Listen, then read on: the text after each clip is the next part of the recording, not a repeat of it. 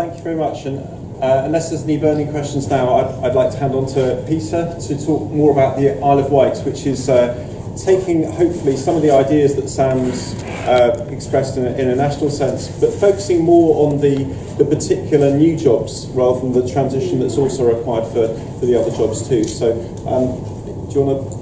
Yeah. Fire away? I'm Peter. I'm an assistant engineer by training, as it were, and I've been working with Jonathan for Greenhouse to do some modelling and produce some numbers and some metrics to sort of support this process. So Sam mentioned some things to do with the need for the just transition and how geographically spacing matters. It's, all the jobs in one landlocked area are not going to be offshore wind. But, the jobs as we transition from current employment things to the low carbon economy. Jobs are going to be different in different areas, so it's important to look at what sort of jobs there are going to be in different places. This was the modelling we did for the Isle of Wight. This is sort of overarching summary. Number of jobs is on the y-axis, and then there's different. We've split it up by different sectors, and for each sector we've modelled for a 20-year transition separately to the long term. So, because obviously there's a lot of jobs, say, building wind turbines, but there's also jobs maintaining them, and so it's good to have an idea of, some sectors are much more, require a lot of labour input immediately, and some will require more long term after the transition has happened. What I'm going to do is I'm going to take you through some of the sectors and sort of try and give you a feel for what the jobs that we modelled on the Isle of Wight were, and then we'll move on later and there'll be an opportunity to ask some questions and discuss it a bit more. So what will these jobs look like? So reuse and recycling, and a lot of this is actually about decreasing the amount of waste and embodied energy, the energy that was used to make things, being wasted, discarded, buried, so on and so forth. A lot of it is about salvaging, deconstructing rather than just demolishing, repairing, and then the sorting and the getting of the different bits that can be reused again, and getting those to places where they can be made use of. And the key thing is that a lot of the things we're trying to replace are very energy intensive, whereas a lot of the things we're moving towards are going to be much more labour intensive but much less energy intensive. So if you look at metals and things, just making, it requires much more thought and time and labour to design it in a sensible way so that you minimise the amount of materials and make it repairable, and then demolishing just requires one person, a digger, whereas dismantling requires lots of different people and risk assessments to make sure you're not going to hurt anyone, to get injured in the process, and lots of different things. And then we've also tried to compensate for jobs that are lost in. So, for instance, there are currently jobs in landfill and incineration. So we've tried to, where there are metrics available, we've tried to factor those in so that we can see what the offset is. So that's reduce, reuse, recycling. I think that's the only valid term of using carbon offsetting, to be honest. I think it's the only good form of carbon offsetting I've heard.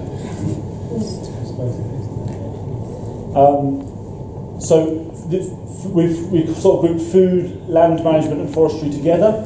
So currently farming and food production involves a lot of energy input, whether that's in transport, packaging, large mechanised operations.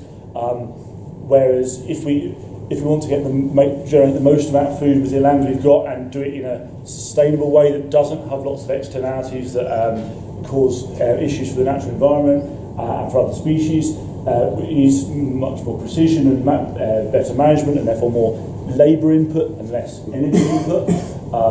So smallholders, and a lot of it is local production, local supply chains, because then that can reduce transport costs, which I'll come on to more in the transport sector.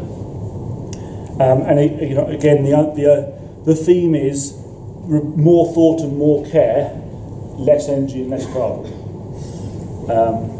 So the built environment, So in line with what Sam was saying earlier, we've looked at a street-by-street retrofit programme, and obviously there's a bit of need to retrain construction workers up there, because the sort of buildings and sort of retrofitting that will be required as part of this may not be the same. It's going to be different skills to just building blanket housing estates or building the sort of buildings we build at the moment. So even if we have construction workers, there still may be a training requirement to move them across.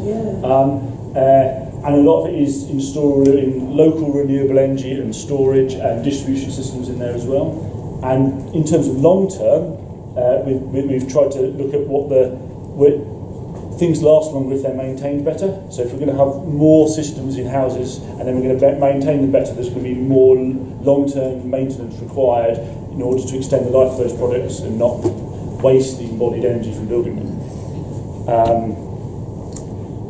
So better transport, so there's some key things there, but in terms of active transport, a lot of it's about infrastructure transition to facilitate active transport, so making safe spaces so that people can walk and cycle, and improving the environment for people to do that, which requires a lot of labour in the transition period. There is a bit of preventative and improved maintenance, so again there's some long-term jobs there as well, and I mean, as I mentioned earlier, in a lot of the sectors you could do things that then reduce the freight demand.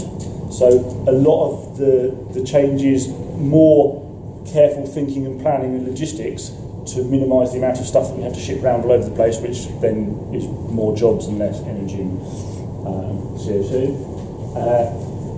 Renewable energy, so a lot of this is quite big things, but so there's things like offshore wind, which is obviously going to be very located in certain areas, whereas some of the other technologies are much more spaced out. So there are various rivers around the country where river-run hydro and things are an option, so there'll be certain jobs there. This was obviously looking specifically at the Isle of Wight, so they have a big issue with their interconnect. If they're going to start generating lots of energy and relying on the mainland to do the supply and demand balancing, they're going to need a much bigger interconnect. But I think wherever if you look at different areas, there'll be different challenges in terms of storage, and so far in the renewables transition, the storage and the balancing hasn't come into it so much. People have just put the solar panels, and there's going to be a load of extra jobs in the building the storage and upgrading the grid, because if we're going to move more things to electrical to distribution of the energy, we're going to need more electricity distribution infrastructure. And then this is sort of the key bit that sometimes gets overlooked. There's a load of sort of community and facilitation jobs that are going to be created out of a necessity of doing the other bits. So a lot of trainers is a good example. If we're going to expect need people to do all these different roles, we don't, those things don't happen at the moment, so we don't have enough people with those expertise. So there's going to be a load of additional jobs just training people up to do the things that we need them to do. Particularly in some of the food stuff, and a lot of that is maybe going to be local community initiatives, and not all of it is necessarily going to be conventional full-time job stuff. So some of it might be for people to coordinate volunteers to manage local green spaces, or to disseminate skills so people can grow their own food at home a bit more, and this sort of thing, and support for innovation and startups to fill voids in the more local new supply chain. So there's various opportunities from this. I will not say too much more, and then we can move on to some questions. But by having more localisation, let's hope we can build more resilient communities. And in particular, for the Isle of Wight, increase the number of jobs and retain skills. They have a big problem in the Isle of Wight with young people leaving because there aren't enough of the right sort of jobs on the island. So by moving more of the processing and more of the thing down to a local level, we can create more jobs in localities rather than all of one sort of job being in one place centrally in the country. Opportunities for that to create local surplus economies, and opportunity to improve the environment we live in for the next generations. So this is the same data as was in the graph at the start. So this is just a breakdown of the jobs in numbers, in case that's of interest. I'm going to link it on a little bit to investment.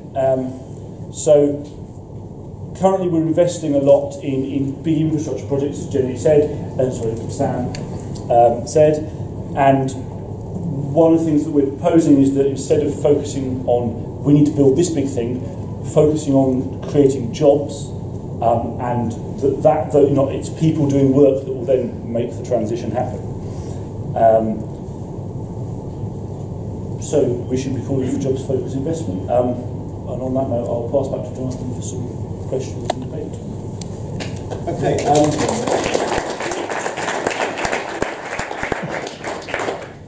Thank you very much. At this point, why don't we just open up to the floor?